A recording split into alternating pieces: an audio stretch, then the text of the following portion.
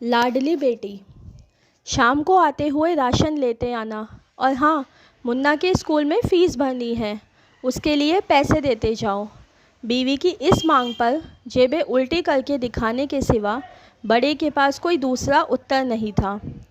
माथे पर चिंता की शिकनों के साथ सवेरे तो बड़ा भाई अपने काम पर निकल गया, लेकिन उस शाम उसने पूरे परिवार के सामने इस आर्थिक संकट को दूर करने के लिए एक प्रस्ताव रखा। क्यों ना हम उस प्लॉट को बेच दें जिसे बाबूजी ने लक्ष्मी को शादी में देने के लिए खरीदा था। बेटी को दी हुई चीज़ वापस नहीं मांगते, पाप लगता है। लक्ष्मी का जन्म होते ही घर खुशियों से भर गया था। तभी तुम्हारे पापा ने यह तय कर लिया था कि यह प्लॉट लक्ष्मी का है, जो उसे उसकी शादी में दे दिया जाएगा। माँ ने अपना विरोध जताते हुए कहा, कौन सी बेटी? वो बेटी जो प्रेम विवाह कर घर की इज्जत को खाक में मिला गई और पिताजी की अंतिम यात्रा में भी शामिल ना हुई। बड़े ने टॉन्ट मारते हुए कहा, मेरा मुंह मत खुलवा। यहाँ कौन नहीं जानता कि लक्ष्मी को उस दिन गली के नाके से ही लौटा दिया गया था और उसे अपने पिता से आखिरी बार मिलने का हक भी छीन लिया गया। माँ ने बेटी का पक्ष लेते हुए कहा। माँ के इस वार से दोनों बेटे चुप हो गए। न बड़ा बेटा कुछ बोल पाया, न छोटे बेटे के मुंह से कोई शब्द फूटा। थोड़ी देर की शांति के बाद छोटा भाई बोला, प्लॉट बेच तो देंगे, पर क्या लक्ष्मी कागजात पर दस्तखत करेगी? मुझे नहीं लगता वो हमारा भला सोच भी सकती है। आखिर है तो औरत जात, पुरुषों की परिस्थिति कैसे समझ पाएगी? काफ़ी वाद विवाद और सोच विचार के बाद सब इस बात पर सहमत हुए और पड़ोस के मोहल्ले की लक्ष्मी की दोस्त को बुलाकर लक्ष्मी को घर आने का न्योता दे दिया गया। अगले दिन सुबह से गली के नाके पर खेल रहे बड़े भाई के लड़के की बुआ आ गई की आवाज़ सुनाई। घर वालों को चौकन्ने हो गए। दोनों भाई मन में द्वेष और नफरत के साथ उसको कैसे घर में आने के लिए कहें, इसी दुविधा में थे। वो कहते हैं ना, ज़रूरत के वक्त गधे को भी बाप बनाना पड़ता है। उसी कहावत के हिसाब से दोनों भाई बहन से बात करने के लिए तैयार हुए। दरवाजे पर जब बेटी और दामाद ने पूरे 7 साल बाद कदम रखा तो माँ की आंखें भर आई और दोनों को बड़े प्यार से घर के अंदर लेकर आई। बेटी और दामाद भी माँ का इतना स्नेह देखकर भाव विभोर हो गए। शाम को साथ में बैठे बेटी और दामाद के आगे हिचकिचाते हुए माँ ने ही प्लॉट का मुद्दा उठाया। लक्ष्मी को थोड़ा अंदेशा था कि कोई बड़ी बात होगी। लक्ष्मी उसी दिन से सोच रही थी कि ऐसी क्या बात हो सकती है कि जो खड़ूस भाई उसे बाप का मुंह भी दिखाने के खिलाफ थे, वो अचानक इतने कैसे पिघल गए। लेकिन अब उसको सारी बात समझ में आ गई। लक्ष्मी ने तिरछी नज़र से पति की तरफ देखा तो वो बोल पड़ा, देखिए माँ जी, शादी से पहले जो कुछ आपका था वो आपका ही रहेगा। ना उस पर मेरा या लक्ष्मी का कोई हक था, ना है, ना ही भविष्य में हम मांगेंगे। इसलिए आप निश्चिंत होकर उस प्लॉट के साथ जो करना है कीजिए। आप जहाँ कहेंगे हम वहाँ साइन कर देंगे। सुबह से अपने जीजा से नज़रें चुरा रहे दोनों भाइयों ने अब अपने जीजा को अच्छे से देखा। सुबह प्लॉट के कागजात पर बहन के दस्तखत लेकर काम खत्म किया जाए, यह तय हुआ।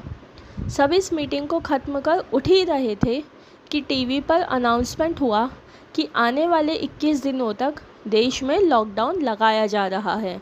लक्ष्मी के पति ने फ़ोन पर बात करने के बाद कहा, अब हम क्या करेंगे लक्ष्मी? कल की बस भी रद्द हो गई है और 21 दिनों तक कोई बस नहीं है। हम तो फंस गए। इस खबर से दोनों भाई बहुत निराश हो गए, क्योंकि एक तो उनकी आमदनी कम थी और 2 लोगों और खाने के पीछे पानी के बोझ बन गए थे।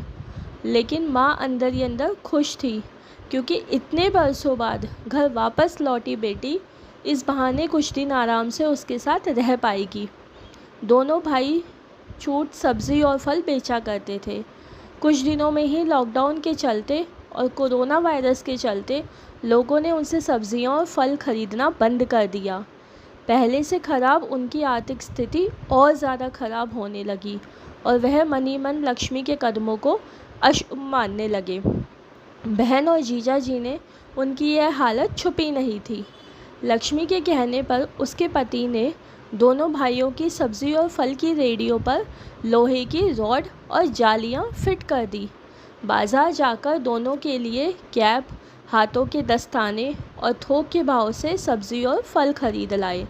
दोनों की रेहड़ियां अच्छे से तैयार कर, फल और सब्ज़ियां ढक कर दोनों भाइयों को टोपी और दस्ताने देकर जीजा जी ने उनसे कहा, एक बार इस तरह से धंधा करके देखो, शायद आपका मुनाफा बढ़ जाए। थोड़ी आनाकानी करने के बाद दोनों भाइयों ने जीजा जी के समझाए अनुसार धंधा शुरू किया। 2-3 दिनों बाद ही कोरोना से घबराए लोग अब ढकी हुई फल और सब्जियां और दस्ताने और सेफ्टी का ध्यान रखते बेचने वालों से ही फल और सब्जियां खरीदने लगे। इस तरह समझदार दामाद की वजह से धीरे धीरे दोनों भाइयों का धंधा अच्छा चलने लगा और उनके घर का गल्ला जो पहले खाली हो रहा था अब धीरे धीरे भरने लगा। माँ जैसे अपने मरे हुए पति से मन ही मन संवाद साधने लगी, देखो जी, आपकी लक्ष्मी सच में लक्ष्मी है। उसके पाँव घर में पड़ते ही घर खुशियों से भर रहा है। दोनों भाइयों की आंखों में पहले जो गुस्सा था उसकी जगह अब शर्म ने ले ली थी। वह मन ही मन सोचते थे, क्या गलत किया था बहन ने जो हमने उसके साथ इतना बुरा सलूक किया। शादी ही तो की थी और शादी करने से पहले हमें बताया भी तो था। हम ही थे जो उसे स्वीकार नहीं कर पाए। दोनों भाइयों के मन में द्वेष और नफरत धीरे धीरे क्वारंटीन हो गए।